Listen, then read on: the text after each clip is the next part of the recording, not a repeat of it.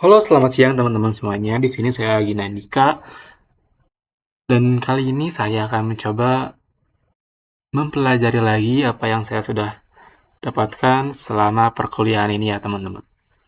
Mari kita sekarang coba belajar tentang pemasaran.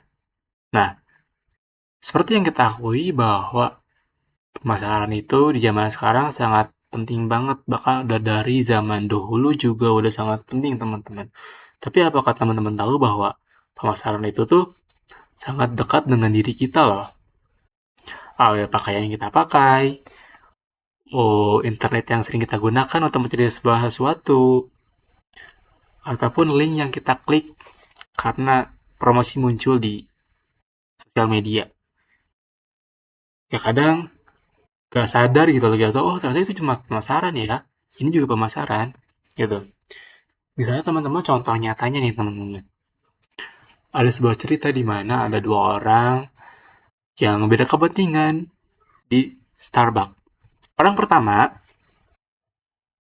dia ke Starbucks tuh mau nukerin voucher minuman. Mau beli aren latte lah misal. Nah, itu juga merupakan pemasaran teman-teman, teknik pemasaran yang dilakukan oleh Starbucks. Itu agar apa? Agar pelanggan lebih loyal gitu teman-teman. Terus ada satu lagi, cewek. Tapi ini, dia genukerin voucher. Dia duduk di mejanya, dia pesen kopi. Ya buka laptop lah. Dan di buka laptop itu, dia buka internet gitu loh. Karena di Starbucks tersebut, katanya ada Ethernet, kabel Ethernet namanya teman-teman. Jadi kayak misal hotspot cuman mirip kabel LAN gitu. Nah itu kerjasama dengan perusahaan Cina gitu. Nah setelah buka-buka internet, dia buka Baidu Browser teman-teman. Baidu Browser ini tuh ada perusahaan Cina juga.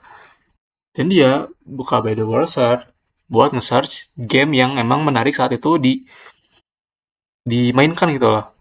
Makanya dia nge-search dulu ke website, dia nyari tahu nih rekomendasi-rekomendasi dari sebuah situs yang emang untuk berdiskusi mungkin mirip Reddit ya teman-teman. Nah, di situs itu juga ada backlist sponsor teman-teman. Jadi ketika kita mengklik sponsor itu, otomatis perusahaan Cina itu dapat komisi lah gitu dari ngeklik link kayak gitunya. Nah, intinya teman-teman yang saya pahami gitu ya. Nah, tapi ada cerita lain lagi nih teman-teman. Ada cerita lain lagi. Di sisi lain, kita ambil contoh nyata teknik pemasaran yang dilakukan oleh Shopee dengan Indomaret Point Coffee. Nih, kalau teman-teman perhatikan, ini kok kadang gitu ya kita mikir bahwa kok bisa-bisanya sih si Point Coffee ini tuh gratisin sugar palm latte-nya gitu. Emang nggak rugi gitu. Nah, tapi menurut saya pribadi, saya yakin bahwa kedua perusahaan itu di belakang layar juga emang sebelumnya udah memikirkan strategi ini secara matang. Saya yakin juga ada perjanjian di antara mereka yang emang win-win solution, teman-teman.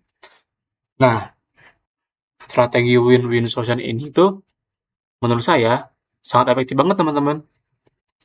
Kalau misalkan lihat dari sudut pandang Fine Coffee-nya. Nah, dalam melakukan strategi promosi gratis, si perusahaan walaupun emang kelihatannya gratis, tapi dia dibayar dengan awareness dari si produknya. Gitu kayak, ah saya punya pajak gratis nih, saya mau nyoba nih. Dan try on lah ke outlet Point Coffee-nya. Oh ternyata enak nih. Dan dia bawa temennya juga yang ternyata temennya nyoba juga. Oh ini enak banget nih. Kayak ya kalau enak banget nanti ke depannya mungkin bakalan repeat order lagi gitu loh. Dan gitu, di pihak Shopee-nya karena tadi dia bawa temen dan coba gitu. Dia akhirnya tertarik nih buat daftar Shopee teman-teman gitu loh. Daftar Shopee terus langganan sampai VIP gitu. Jadi intinya kedua pihak saling menguntungkan di sini si pihak Point Coffee dapat untung dari awareness-nya produk si Point Coffee-nya.